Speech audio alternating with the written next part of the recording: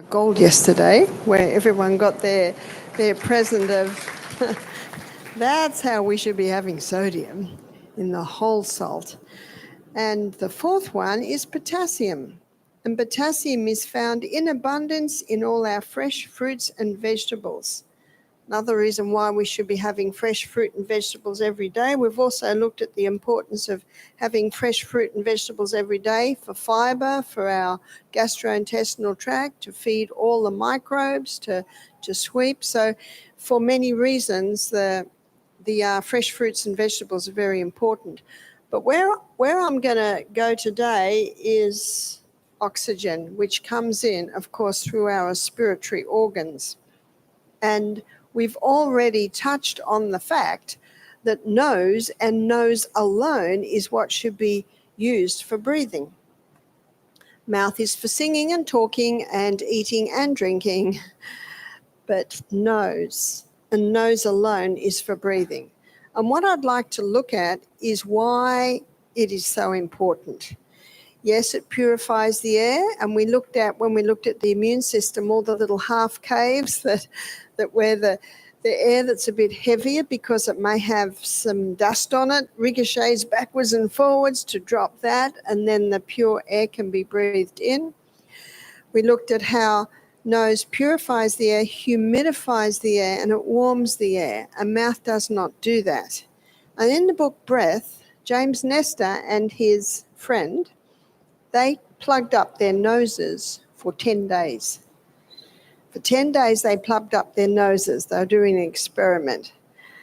And what I found very interesting was the effect on their body for just mouth breathing. The whole facial structure changed. The jaw dropped down. They were miserable. The sleep apnea went through the roof. Snoring got out of control. And the blood pressure got out of control. Isn't that interesting? And their energy levels were down. So obviously mouth breathing wasn't doing them any good for many reasons. After 10 days, they unplugged the noses and taped the mouth up. They took the tape off to drink water and eat food, of course. And they just breathed through their nose. What they discovered was after the 10 days, the little canals at the back of the nose had shrunk up. And when they taped the mouth and started breathing through the nose, those little canals started open wide. Very good example, if you don't use it, you lose it. You lose that ability to breathe.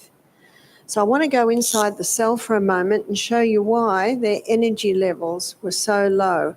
The glucose goes into the cell. It goes through a 20-step pathway. And this 20-step pathway gives us 2 units of energy. The next pathway is the 8-step pathway. And that 8-step pathway gives us 36 units of energy. And what makes the difference is oxygen. What a difference oxygen makes. This 20-step pathway, it produces energy by the process of fermentation. And I was talking to a lady that came to our retreat and she said, I have chronic fatigue syndrome. I said, aha. Do you know chronic fatigue syndrome has one cause? And that is lack of oxygen. Lack of oxygen at the cellular level. We have 100 trillion cells in our body, 75 trillion run like this, and the other 25 trillion are our red blood cells. And the red blood cells are the carriers of oxygen, and we're going to look at that process in a minute. They're the carriers of oxygen into the cell. Now, there can be 100 reasons why there's lack of oxygen getting into the cell. Yesterday, when we looked at the gut, went on our journey through the gut, and we also looked at how lack of energy could also be lack of nutrition. And when that digestive process is not working well, the nutrition cannot get out of our gut and into the blood. And that's why the title of the meeting was Irritable Bowel and Chronic Fatigue Syndrome. And that's why if someone has chronic fatigue, we always put the detective hat on, because there could be several reasons why there's lack of oxygen at the cellular level. But of course, the complaint with someone that has sinus is, but I can't breathe through my nose. Am I right? Yeah, They can't breathe through their nose because it's so blocked up. So then my next question is, well, why is it blocked up? Why is it blocked up? And I was reading in one medical journal that in 1990, a group of scientists in the Mayo Clinic discovered that sinus is due to fungus. Eek. Not a very nice thought, is it? Where does mold fungus grow in your house? Well, not in our houses, of course, in someone else's house. In the dark, moist areas, is that right? And what's up here in the sinus? Dark, moist area. But why would it develop there? To understand that, we need to go to the cycle of life. And the cycle of life, microorganisms, they're everywhere. They're everywhere. They're in the air we're breathing.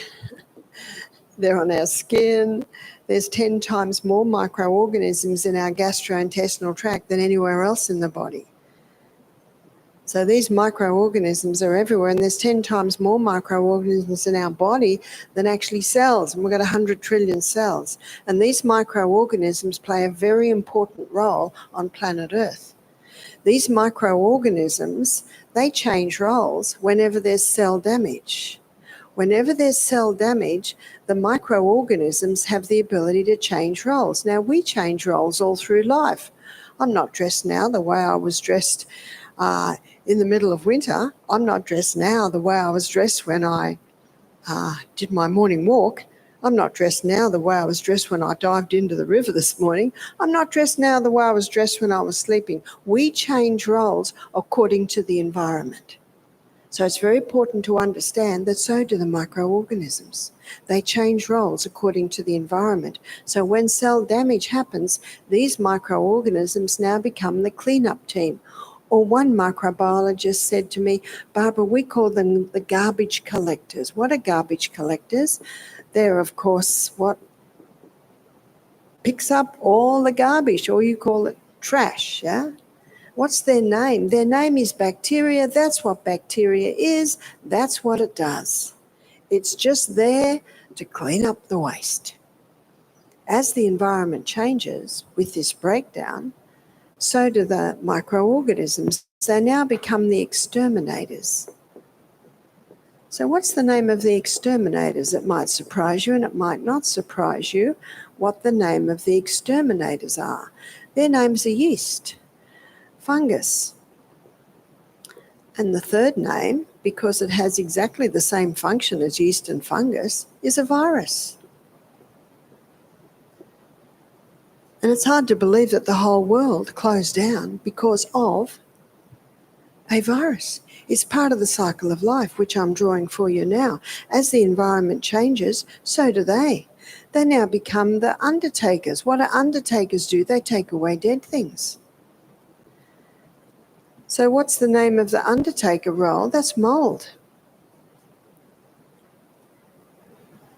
So what I have drawn for you here is the cycle of life.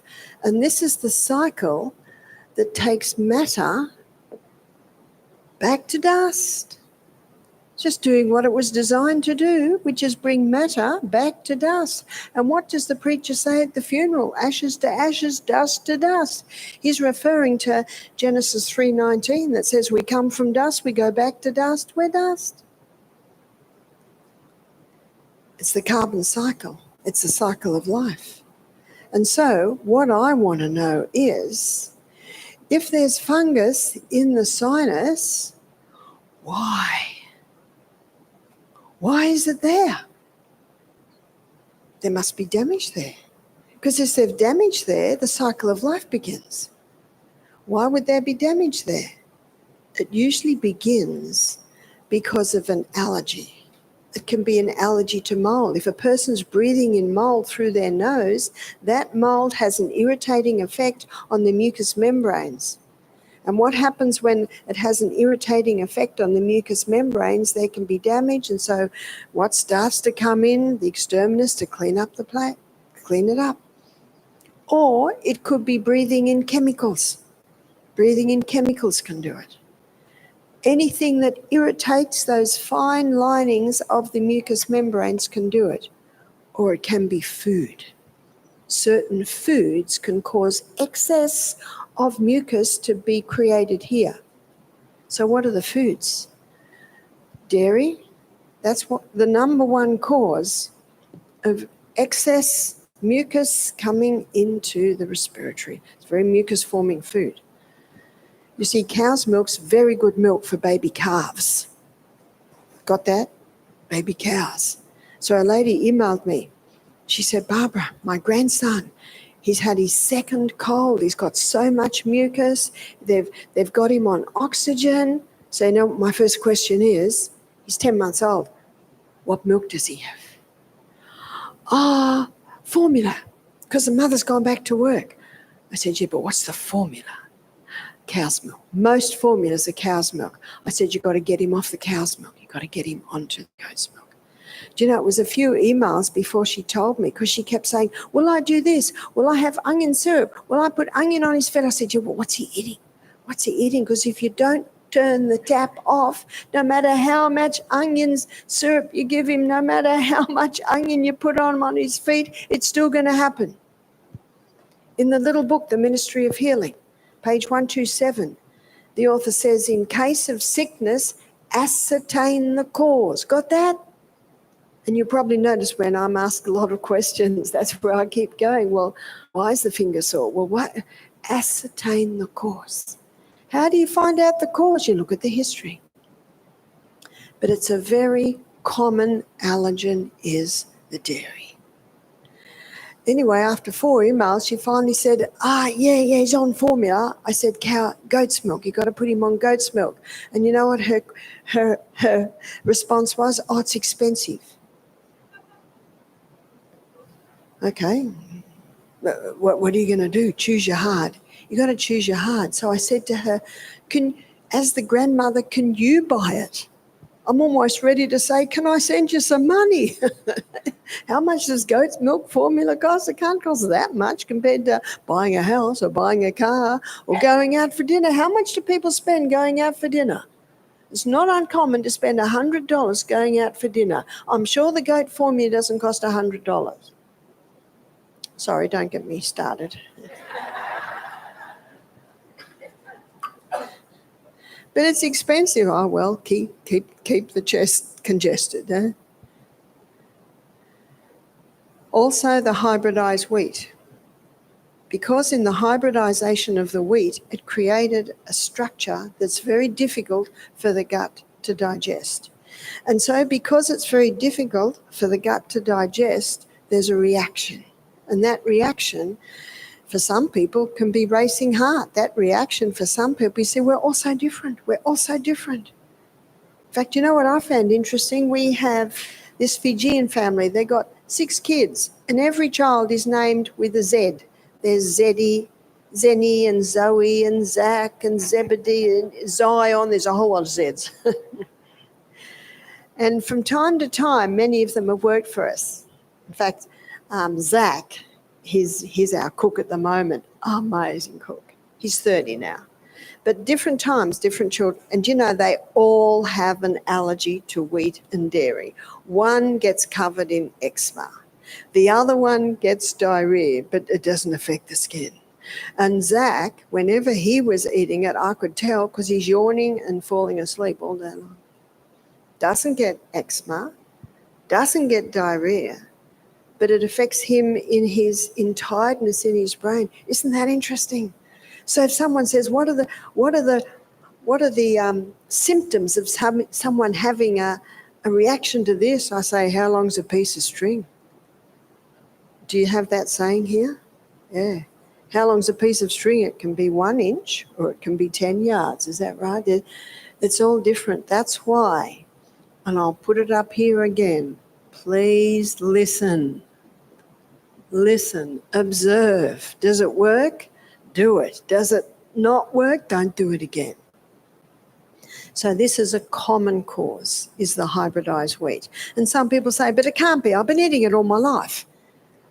I said, yeah, I understand that. But at the moment, you've got a health condition. And while you have that, I would stop that. Once you conquer it, you probably can have a little bit again, but not while you're conquering it. Oats are high in lectins, and when lectins get into the blood, they increase the inflammation. Peanuts are commonly contaminated with mold. We don't use any peanuts. We've got a lovely dish that's a satay sauce. We do like a Thai salad. It's got a satay sauce, and that traditionally has been made with peanuts, yeah? Well, we roast almonds. It's just as nice. Or you could roast cashews. It's just as nice. But we don't use peanuts. Refined sugar, we don't use refined sugar either. There's so many things you can use. There's honey, maple syrup. We talked about monk fruit. There's agave. There's xylitol. There's the crystallized nectar from the palm flower. So that's the coconut sugar and the palm sugar. There's so many things you can use. So many things. So let me tell you about a lady that came to our retreat. And she was 44. And she was overweight. And she was miserable. She said, I'm on headache tablets every day because of sinus. Sinus. She was a mum with 3 children, and so she just reached for the fast food. And what's the fast food? Dairy, wheat, it's fast. Most fast foods have that in it. And she did not realise she was just feeding this sinus problem.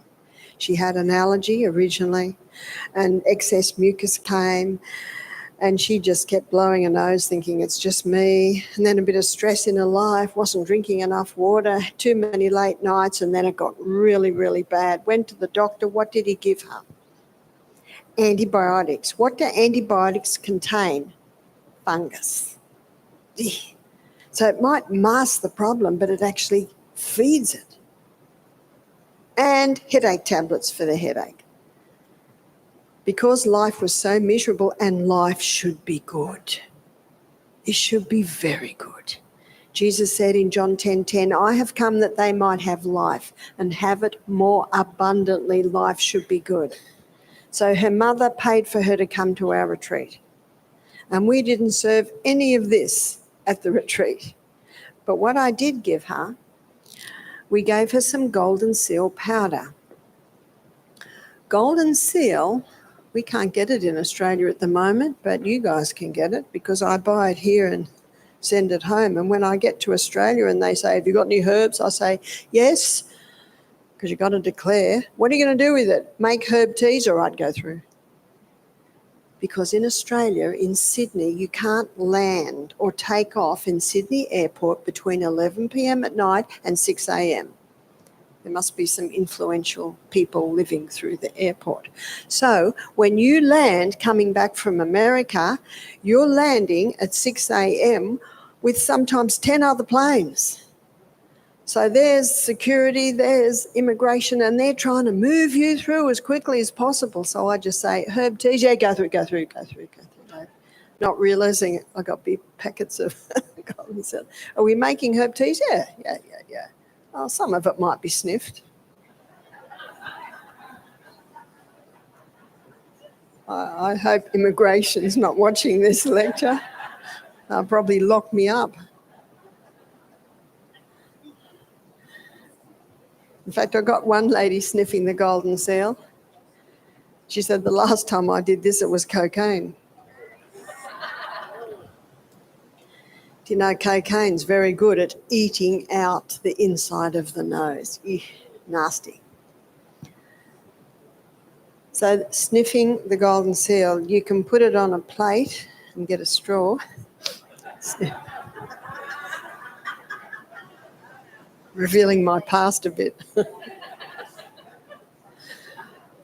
Or you can put just a little bit of powder on the dent there and just, maybe that's more civilised. But golden seal, settle down. Golden seal is king of tonics to all mucous membranes. I love knowing exactly what a herb does, because when you know exactly what a herb does, you know where to put it, you know what to do with it. And because golden seal is king of tonics to all mucous membranes, wherever there's mucus, it will heal.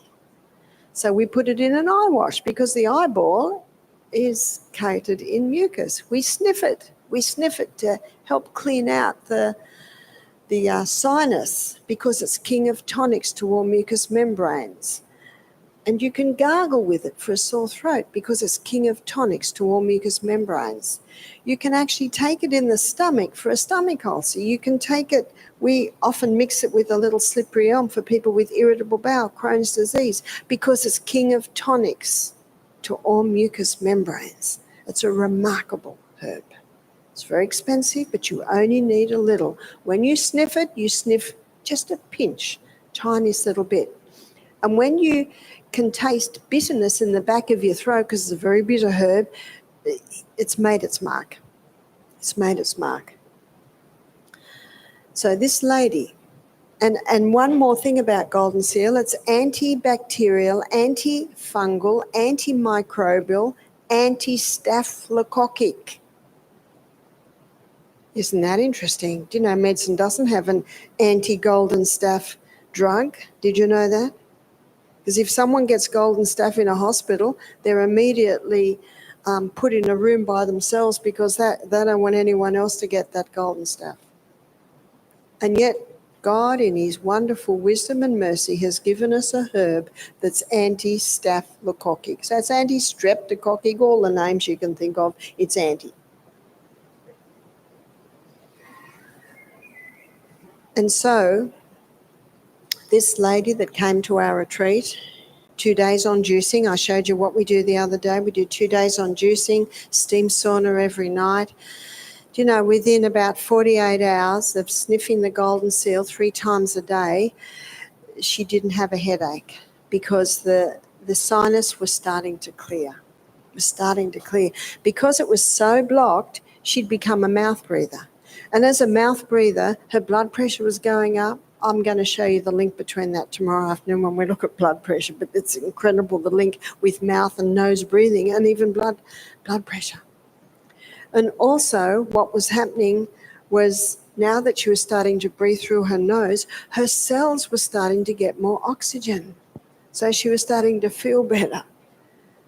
And when she went home a very happy lady. She had had 4 days with no headache. She was very happy. 2 years later, guests were coming in on Sunday morning, and this lady came in and she said, "Hi, remember me?" I said, "I'm trying." It was this same lady. She had lost 40 pounds and her face was bright. You know, when she first came, her whole jaw was dropped because she could only breathe through her mouth. She had circles under her eye. I didn't recognize her. I said, "Wow, you're looking good." She said, "I'm feeling good." She said 2 years, when we did the consultation, she said, "I have not had a headache for 2 years. I've had no sinus pain for 2 years. No antibiotics. They just used to keep giving me antibiotics." She said, "I feel fantastic. I've just come back to have a little week's holiday and to show you the results of what this week did." Yeah. Now that she's conquered her sinus problems, now she can breathe through her nose, her whole life changed. She said, "I don't do the golden seal anymore because I found I only had to do it for, I think she said about 2 months. At first she was doing it 3 times a day. In the last few weeks she was just doing it once a day. She said, "Sometimes I have to tell you, I'm just blowing green slime out of my nose."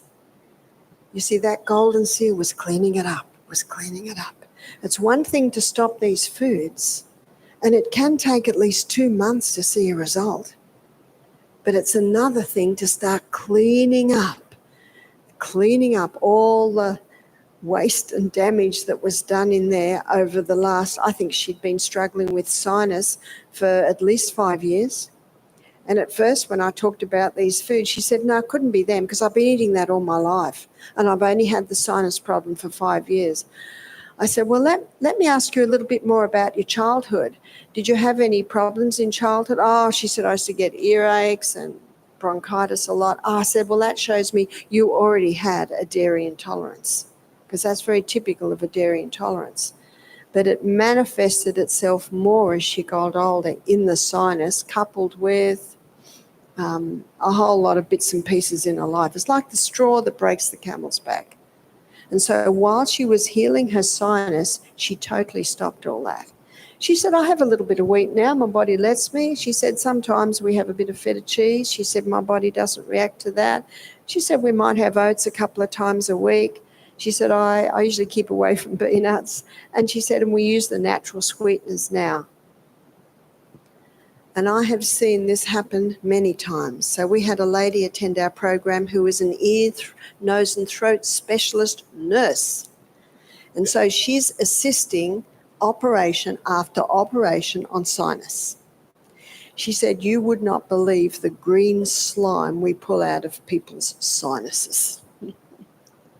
They're under anesthetic, they can't see it. She said, every specialist confirms that it's fungus. So they can see that it is. But the other thing is, why is it there? Why is it there? And that's why I needed to show you this cycle of life. Whenever damage happens, then these guys just come in. That's their job. That's what they do. So if there is bacteria, if there is yeast, fungus, virus, if there is mold, we've got to ask why. It just doesn't come for no reason. We've got to ask why. And we've got an immune system that can fight this very well. But if the damage continues and it's building up in the sinus. Now, what can also happen is tonsils. And I mentioned yesterday that Jack used to have tonsils the size of golf balls. And they just wanted to take them out. But you know what your tonsils are? They're the watchmen at the gate. And when they get swollen and start screaming at you, what do? Shoot them? It's like your night watchman. He keeps yelling at you because the robbers are coming and you're trying to sleep, so you shoot him. Then the robbers come in and rob you of everything. It's a reason. It's a reason. And Proverbs 26 verse 2, I'm sure you know it off by heart now. The curse, causeless, shall not come. Sinus doesn't come for no reason. No, sorry, you can't blame genetics. Genetics loads the gun, but lifestyle pulls the trigger. You may inherit a dairy intolerance. I certainly did. Most people don't inherit a wheat intolerance. They change the wheat. That's what they did. They changed the wheat. So the question mark must always be there. Why? In Ministry of Healing, on page 127, the author says, in case of sickness, ascertain the cause. You ascertain the cause by looking at the history. Unhealthful conditions change. Get out of the mouldy house. One lady said, I got terrible sinus problems. I know it's the mold in the house and I'm thinking about getting it fixed. I have to tell you, I'd go and live in a tent rather than stay in that mouldy house. We've got a series in our library at home, our DVD series, library, and it's called Is Your House Killing You? And we've got a television station in Australia called SBS, and it was a series on SBS television. So we bought them because I was interested. Is your house killing you? What's going on here? And I would say out of the 7 different DVDs, 6 of them have a mold factor. Sometimes large, sometimes minor. That's why in America, especially in the northern countries where they have basements, you've got to keep your eye on that basement. I know my daughter's got a basement in Wisconsin. She's got a dehumidifier in there. And at the end of every day, we pour out 2 litres or 2 quarts of water. Mold only grows where it's moist and it's dark. We live in a rainforest and we have a week off every 2 weeks. We do 2 weeks program, 1 week not. 2 weeks program. And so when the 2-week program is finished, all the rooms are scrubbed and cleaned and made up. We close every window and the fan is on. So for that whole week that it's closed down, the fan's on. We don't open the windows or the damp night air comes in. So we keep those windows on, and we have moisture absorbers under the bed. You can buy those crystals that absorb moisture, because we want to present to our guests clean, pure air.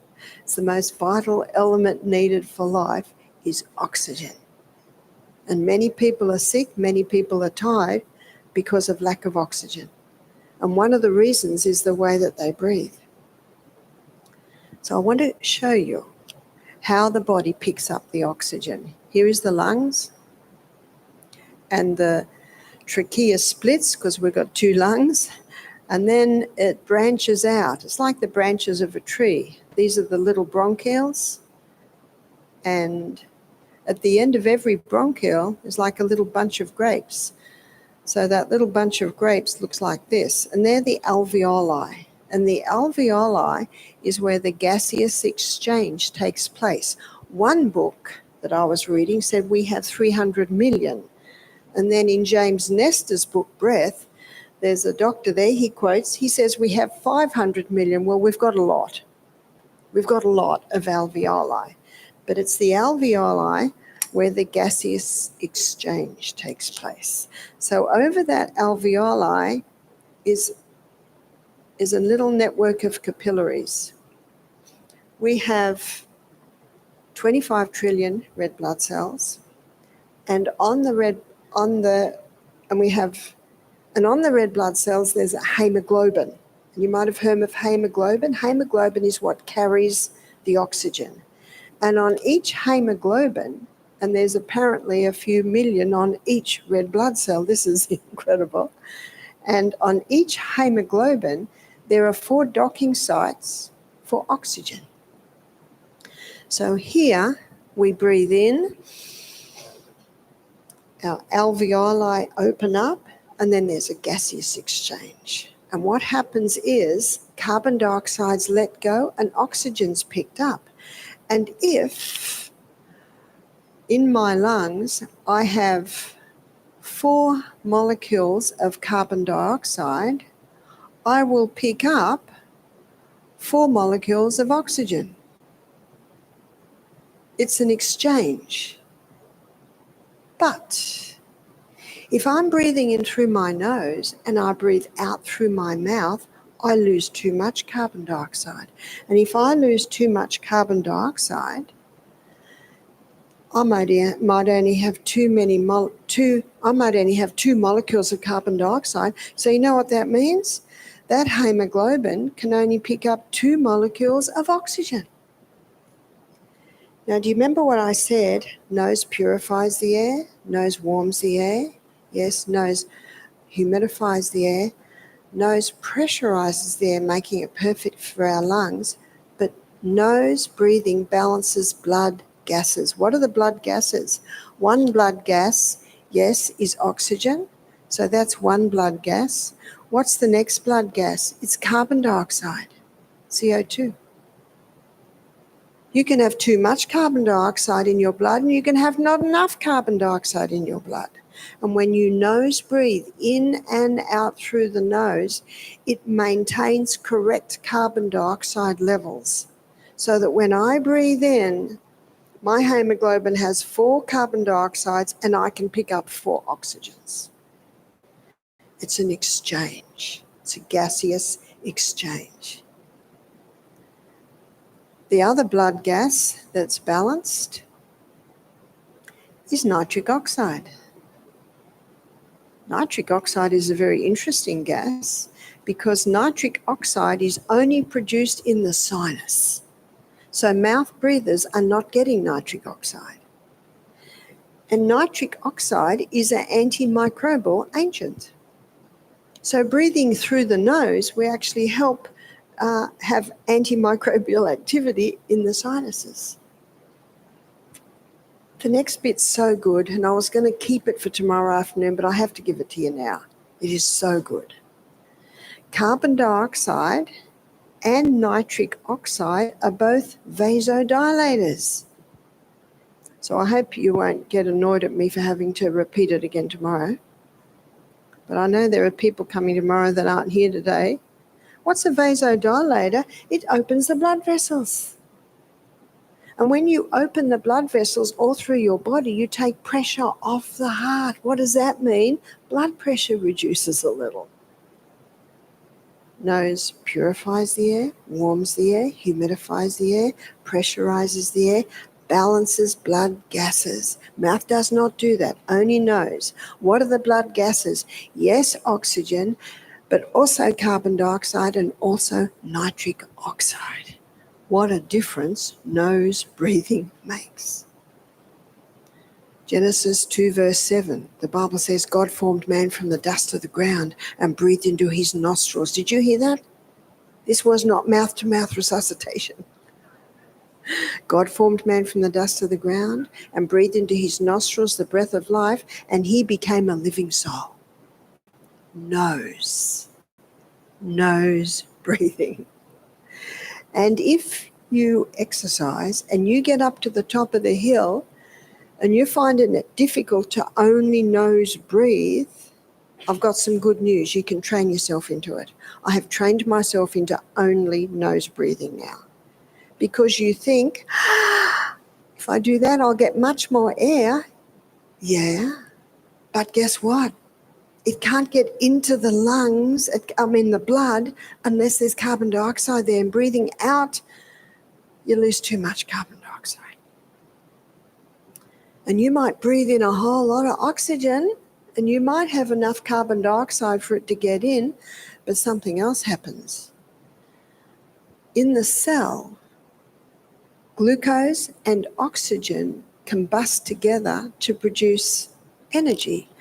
And the end result of that is carbon dioxide. That's the gaseous waste from burning oxygen and glucose. So when I'm exercising this morning, most of the work is done on my quads and my calves because I'm walking, and I'm walking fast.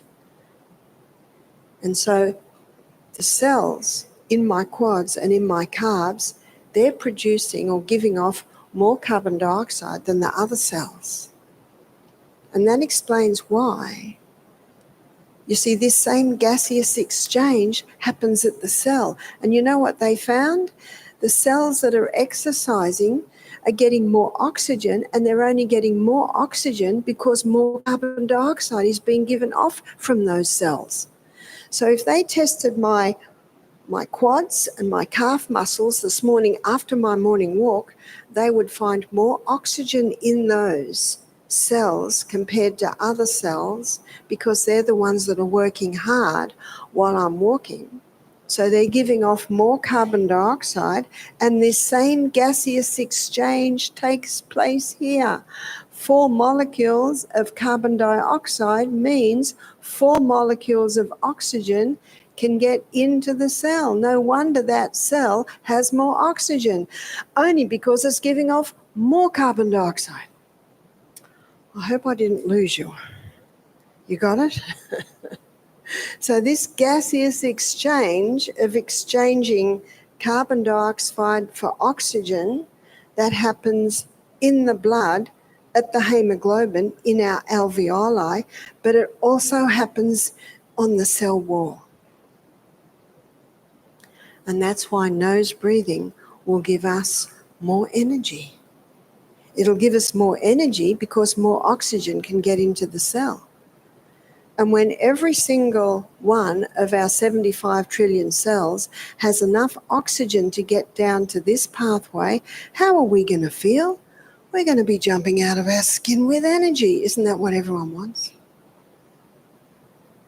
So to get more energy, we need to be mindful of the air we're breathing, but we also need to be mindful of the way that we're breathing. It is a challenge for me, being a speaker, to only nose breathe. It's also a challenge for a singer, because as you're singing and you're speaking, you have a tendency to mouth breathe. So every time I go to the board, I take a big breath of air in my nose and out, but I have to really think about it, otherwise I'll just breathe in and out through my mouth as I'm talking. And you'll find the same when you exercise. And I've had people say to me, "That doesn't work. I cannot nose breathe when I'm really working out." And I said, no, it's hard at first, but you'll be able to do it. So a pianist, when they sat down to the piano, they couldn't play beautiful music. It took time. It took time to train themselves. And when you first start doing this, you will think you will not be able to nose breathe, because it's if our body's saying, just go, and you get lots. But when you understand this gaseous exchange in the lungs and the gaseous exchange at the cell, you will realize we're actually going to get more energy if we just keep to nose breathing. And just as the pianist didn't learn to play in a couple of days, it might take a few days, might even take a few weeks before eventually you're able to fully nose breathe when you exercise. God designed our abdominal muscles to aid in the breathing process. So when a person is breathing high chest, mouth, what that sort of breathing does is stimulates the sympathetic nervous system, which is your fight and flight nervous system. So it can actually increase anxiety. But if you abdominal breathe and nose breathe, that stimulates your parasympathetic nervous system, and your parasympathetic nervous system is your peaceful, calming nervous system. So when we find someone having a panic attack, what's the first thing we usually do? Breathe deeply, and you've got to say it as nicely as you can. Please close your mouth and only nose breathe. And I've successfully pulled several people out of panic attacks by just doing that, just changing the breath. And my son Peter, he studied this in detail too. So when I broke my arm, his daughter, his 8-year-old daughter, Sophia, was with me. And I had my arm, which was so painful. I had my arm in a rock pool. The cold water helped. And she's sitting in front of me saying, breathe, Nana, breathe. 5 in through the nose, 5 out. And I thought, how nice that little 8-year-old daughter, that little 8-year-old girl already has the tools to know how to handle stress in her life. Because it comes, doesn't it? It comes. Life isn't a bed of roses. We're not in heaven yet. And how nice to have that simple tool of calming. Again, nose breathing and also abdominal breathing. Another reason why many people breathe with a high chest is because their abdominal muscles are weak. So remember, muscle knows no age. Whether you're 9 or 90, you can have strong muscles. So please start to do exercise to strengthen your core. Strengthen your core muscles. Push-ups are great for that. Push-ups are great for upper arm, great for chest, and your core has to be engaged when you're doing your push-ups. If you can't do push-ups on the floor, you can do push-ups on the wall. You can do push-ups on the table. But train yourself up. I'm up to 35 push-ups a day. I'm very excited about that. Ladies push-ups, I can do ladies push-ups. That's ladies push-ups on the knees, because I understand the importance of core strength. When your muscles in your core are strong, they're all connected to your spine, and that helps for you to stand upright. And when you're standing upright, then you can use your abdominal muscles in the breathing process. If you're standing like this or sitting like that, it's almost impossible. Yes, everyone starts sitting up now. It's almost impossible to engage your core muscles in the breathing process. So be mindful of your core muscles. So you've got a few projects when you go home: nose breathing, strengthening your core muscles. Also Pilates type exercises, they're great at core strengthening. And that's what it was all about with his series of exercise, was strengthening the core. Our massage therapists tell us we can tell the strength of a person by the strength of their core. The core is so important because every time you use it, you're massaging your colon, you're massaging your internal organs. You're also straightening and helping your back. So I have met a few people in my travels who've had serious back injuries. They shouldn't even be alive. The back injury was so serious. Sometimes in fact, one man had to put a rod and fuse his bones. Only late 30s. Another young man, he was going down the hill on his skateboard and he slipped. The skateboard slipped on the gravel and it was a steep hill and he just slid down the hill on the gravel. Ouch. But his arm was like that. He was on top of his arm and it caused his spine to go out. See, these are serious injuries. And these men now have no pain. And the only reason they have no pain and they manage it, because medicine did the best they could. They did a bit of surgery, but then they sent them home with painkillers. And it's not a good picture, the end result of those painkillers. And so they took control and they strengthened their core, because all your core muscles are connected to your spine. And so many people have lower back pain. So many people have lower back problems. Is that right? I asked for a show of hands, maybe most would go up, and mine would be one of them. But I manage it, because I've had a few injuries there. I manage it by keeping my core strong, and be careful how you lift. Remember how the 2-year-old lifts? They lift like this. Is that right? Back straight. What's getting me up again is my quads. So get those quads strong. So when I'm by myself, Jack's usually with me, but maybe she's not with me. Big bags, because I have to have 4 seasons in my bags and a different outfit every night so you don't get bored of what I'm dressed in. And I'm looking at my bags. I'm looking around. I look for a strong young man like Sebastian there. There isn't one. So you know what I think? I'm going to have to do it. So you know what I do? I bend my knees. I engage my core. 2 hands. And I do it. Because if I hurt that back, I have to live with it. Is that right? And 70% of your upper body weight is held on your lower back by water. So please keep well hydrated. Please strengthen this core, strengthen your quads, and you can manage your back pain. Yeah, the chiropractor can adjust, the osteopath, but it rests with us. Really, it rests with us. And I've known people that have back operations and they wish they never had. So how nice that we can strengthen the core. Every single cell in the body will give us 36 units of energies when it has oxygen. So the way we breathe, and just as I talked about the sinus, that same allergy that causes the sinus to build causes tonsils to swell, causes adenites to swell. And how many children have tonsil problems, adenoid problems, and what's the option? Cut them out. Does that fix the problem?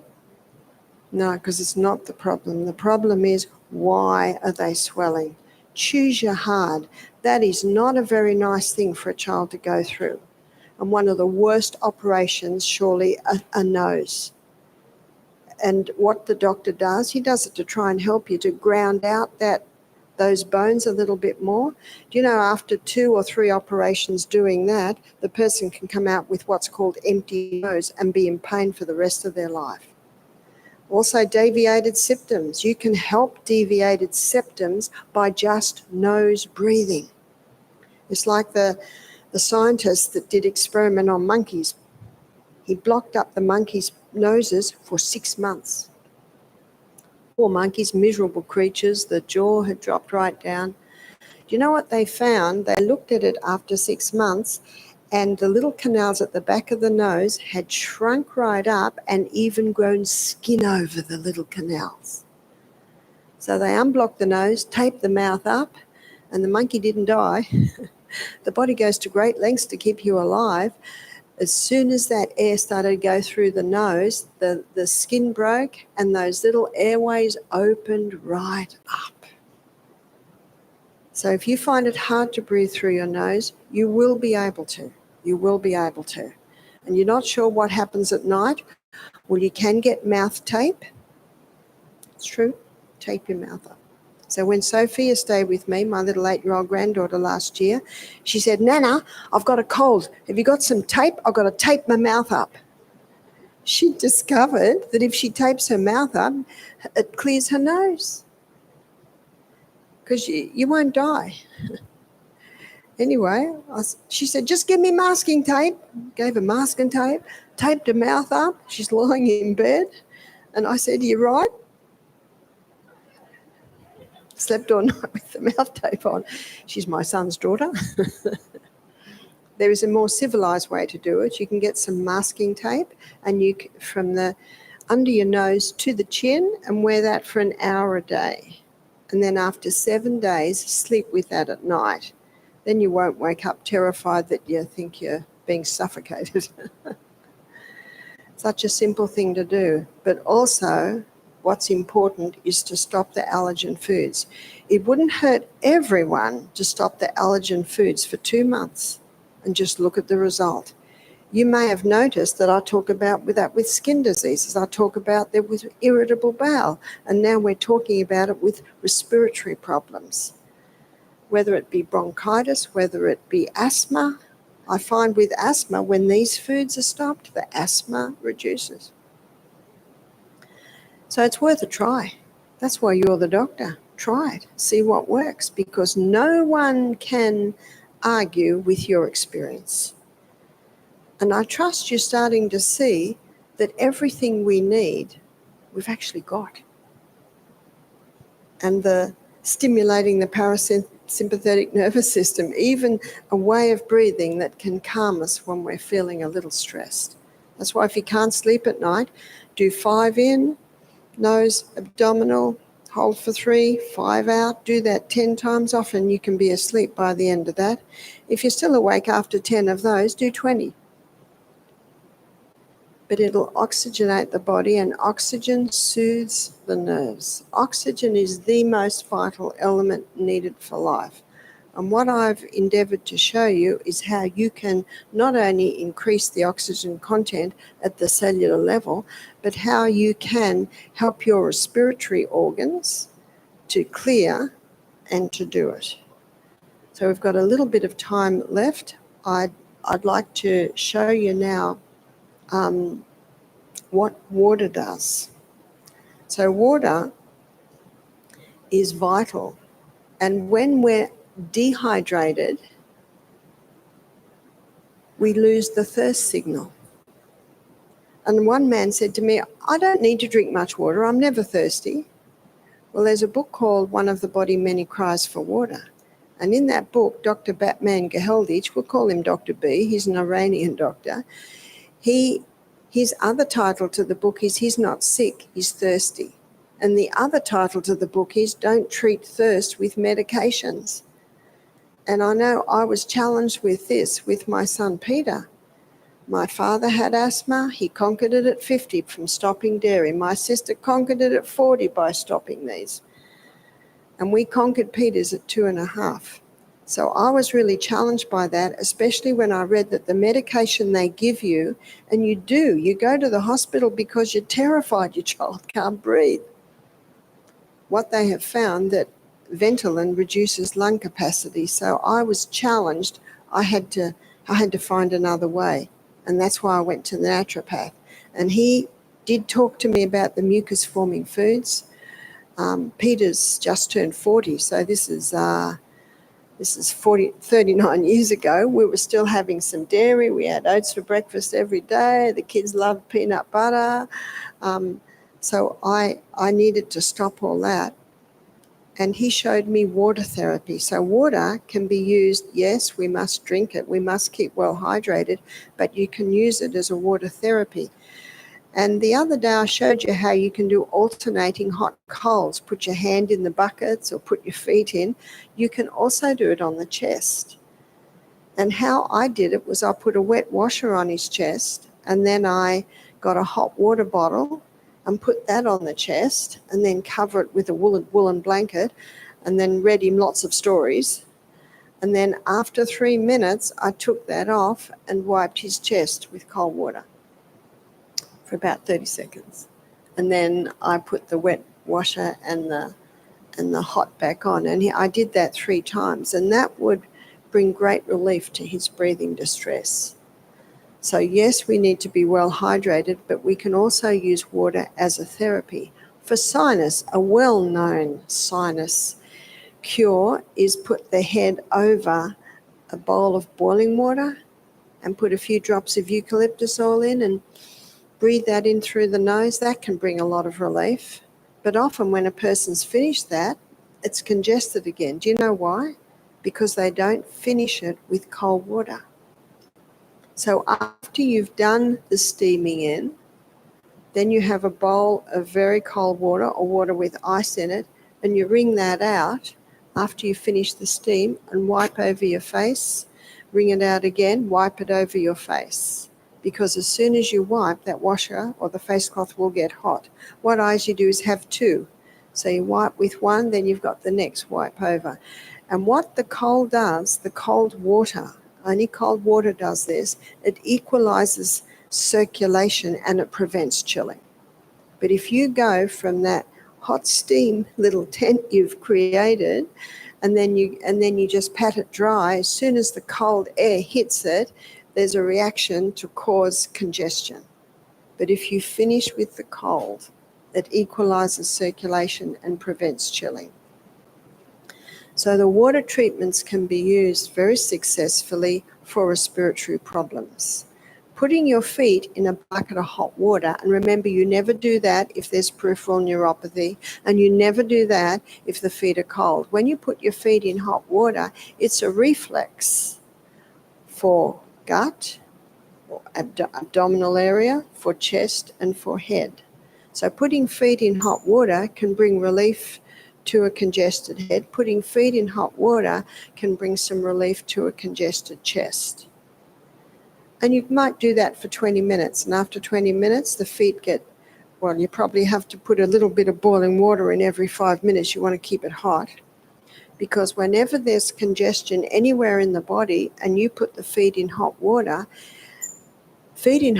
is calling for excess blood, more blood. And it'll take it, the body will take it from congested areas. And we always do it when our guests have headaches. We have a lot of headaches day 1 because of caffeine withdrawals. So we're always giving hot foot baths. So hot foot baths bring relief because they take any area of congestion and pull that blood down to the feet. So if it's a headache, pulls the congestion to the feet, takes the edge off a headache.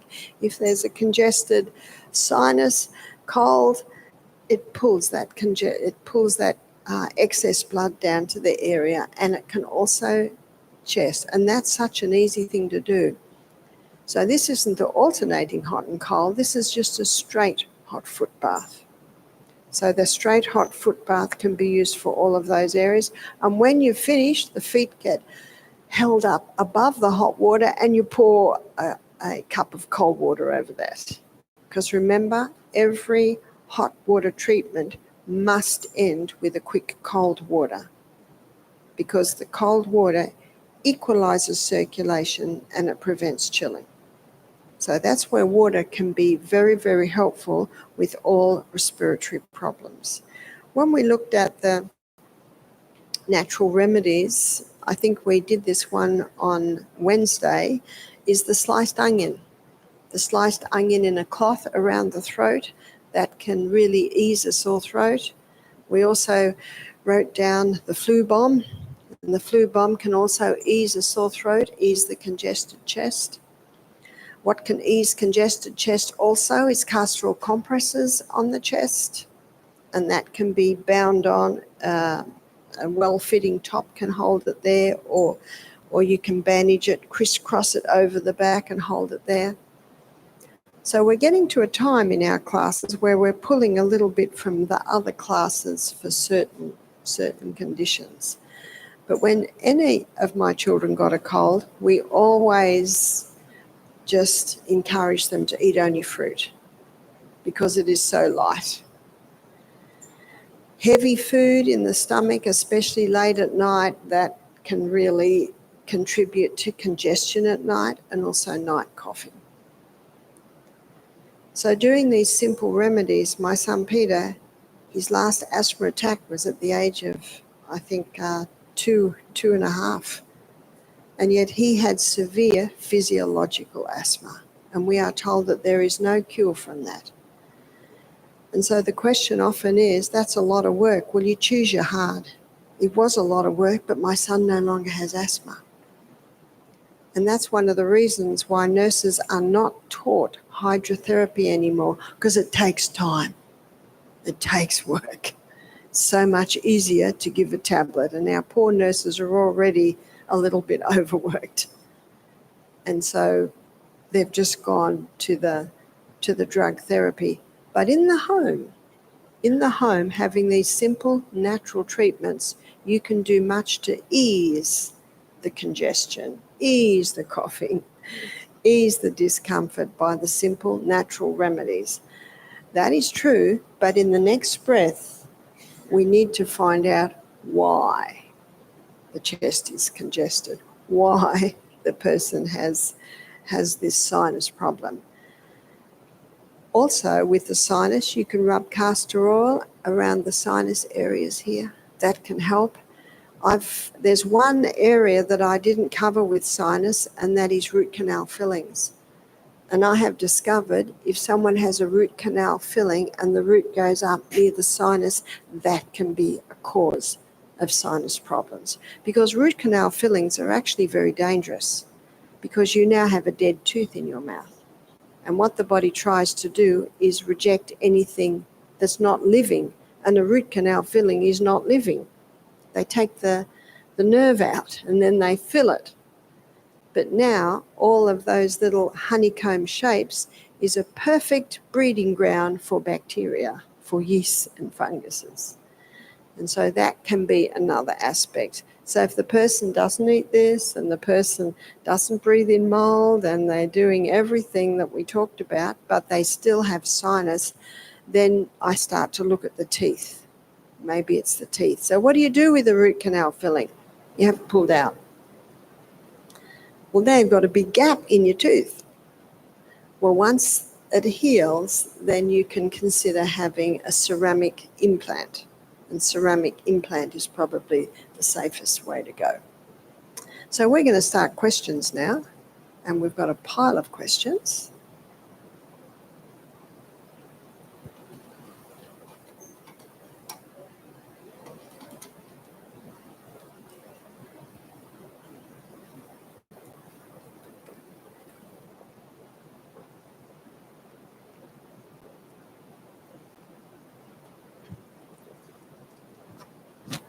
Test.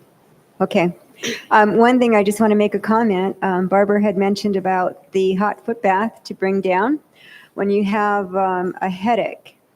And I used to take aspirin, and I've not taken an aspirin in I don't know how many years, because when I start having a headache, I know immediately what I'm going to do is that hot foot bath. And it works, and it works very well. So I just wanted to share that testimonial with you. Okay, first question. What is your opinion of hand sanitizers? I have never used a hand sanitizer because these microorganisms aren't our enemies. They're our friends. And if they're out of control in any way, we need to find out why. We shouldn't just come in with the kill mentality. We need to find out why they are there. And so in 2021, you weren't allowed to go into a shop unless you did hand sanitizer. So I'd go up, pretend, walk into the shop like this. Everyone let me alone. Because I think we have to get away from this kill mentality, because we live with these. But if they're out of control, we need to find out why, not just come in with the kill. Find out why. Absolutely. What is the fastest way to boost your iron level? The fastest way to boost your iron level is to find out why it's low. Sorry, it's just my habit. I just keep going back to why. And so why it could be low is if a woman has very heavy periods, her iron levels could be low. And so then she needs to go on the wild yam cream. And if you go to officialbarbara'o'neill.com, you'll find links to several yam creams. You'll find a link to OK Be Healthy, Jack's shop, and they have several yam creams also that they sell. The other reason for low iron could be low hydrochloric acid. You see, iron is bound up in food and it needs acid to free it from food. And if someone has low hydrochloric acid, that can be the cause of their anemia. So if a person has low iron, we need to find out why. But one of the best ways, and the other day I drew you how similar chlorophyll is to human blood. So by taking a dose of green barley 3 times a day, that can help to boost it. Dark grape juice, that can help to boost it. If it's really low, one might need some iron supplements, but you go for chelated iron supplements with vitamin C, and there may be a necessity, if it's really low, to boost it with iron tablets. Okay. Are colonoscopies recommended? No.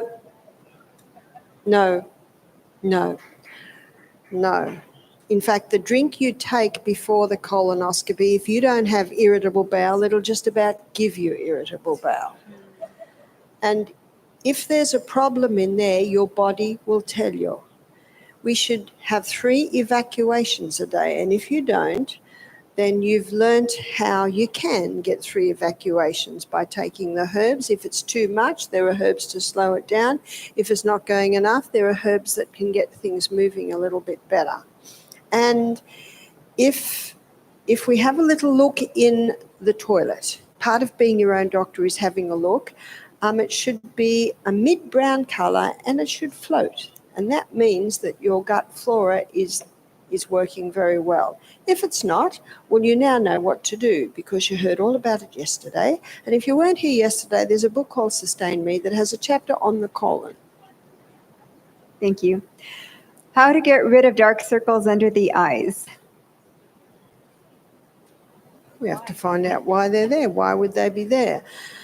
Well, we need to assess, are you drinking an adequate water? Are you having enough sleep? And are you exercising every day? Are you breathing in fresh air while you're sleeping? So you tick the boxes. You go through those Sustain Me principles and see if you can discover why they might be dark. What causes burning mouth syndrome and how do you treat it? Well, we need to, I'll just move over here. Yeah, really. There's a word there called why. So what I'd look at is, when did it first start? Are you on any medication? Some medications can cause it, but what can really help is oil pulling. That's putting a spoonful of coconut oil in the mouth and rinsing it, swishing it for about 10 minutes. That can help a lot. Sucking on ice can help, but again, you go to the Sustain Me principles and tick all the boxes. Is mushrooms safe to eat or beneficial? Oh, I think that mushrooms are quite fine as long as they're not poisonous mushrooms. But if someone has a yeast presence in their body or they have cancer, I advise keeping away from the mushrooms. I don't mind mushrooms. I don't eat them very much. I'll leave it up to the person. Okay. With brainstem stroke, when there is physical damage to the brainstem, what can be done to heal that part of the anatomy? The brain is such, and we're going to look at this briefly this afternoon, is that the neurons can regrow. Isn't that good news? It was only discovered in 1998 that this is possible. And certain conditions are required for new neurons, and I'll look at that in detail this afternoon. But I would rub castor oil into the back of the head where the brainstem is and exercise. When you exercise, that's a great way to wake up pathways going up into the brain. Thank you. How to treat diverticulitis? Diverticulitis, medicine will tell you that there is no known cure, but there is. And there is a treatment called colonic irrigations. Colonic irrigations is a treatment where warm water is going in and out of the colon for usually about 45 minutes. I'm a colonic irrigation therapist and teacher, and we have seen many people heal from that, because diverticulitis is these little pockets that in the colon, and what the warm water in does, it softens the opening for those little pockets and starts just gently, like the water going down a river, it just gently softens it. So the colonic irrigations are very good for that. But also check the diet, check that you're having great fibre. With diverticulitis, they do warn to not eat seeds and nuts, but all you have to do is blend them. As long as it's blended up fine, it's perfectly fine. The reason why they tell you not to eat them is because if a little hunk goes down, it can get caught in the neck of that little pocket and cause some pain. And castor oil compresses on the abdominal area will penetrate through and soften those little pockets. Thank you. Why would I suddenly become allergic to foods I've always ate? Example, pineapple. I have always ate fresh pineapple, and now if I eat it, my mouth and tongue swell up fast. Well, I can't answer that question without knowing the person's history, what they've been exposed to, but I definitely if I was that person, I would not eat pineapple. But again, you just tick the boxes with the sustain me principles, look at anything that may have happened preceding that, exposure to mold, chemicals, medication. You'd look at all that. My osteopath doctor believes my daughter, aged 27, has a vaccine injury. Her right leg has not stopped growing. In circumference. It is about 3 times the size of her normal left leg. Is there any resource you can recommend for reversing vaccine injuries? Dr. Peter McCulloch has some excellent protocols for vaccine damage.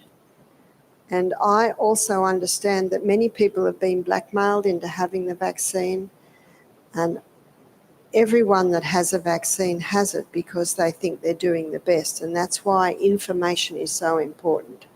But I'm shocked at how many vaccine damaged babies and people that I see. So giving the body the right conditions, and that's a difficult one. Okay. And how can you heal a cavity? If the cavity is very deep, I think you might have to have it drilled and filled. If the cavity is only minor, oil pulling and making sure you floss every meal, eating the right foods.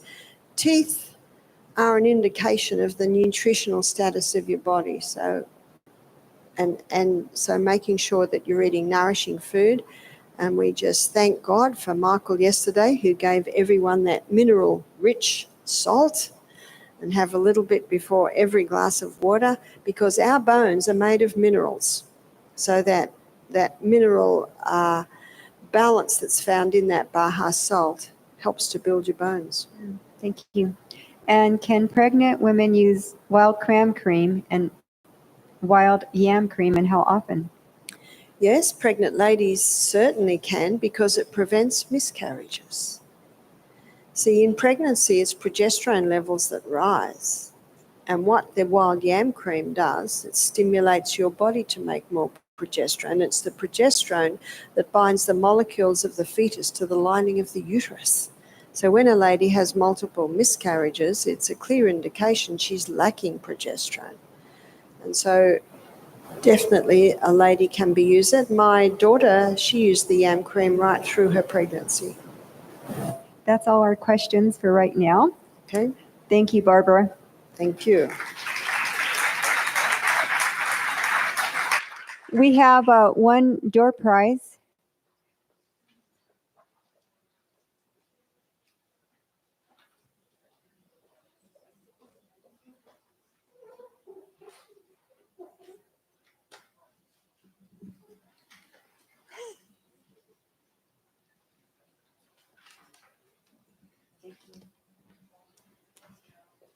Haryang, is it Haryang? Haryang Robertson? Haryoung? Where are you?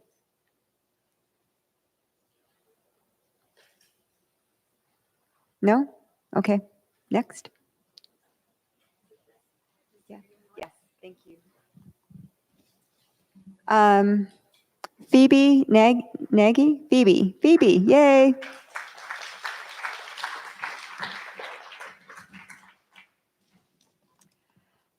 That would conclude our morning session. Our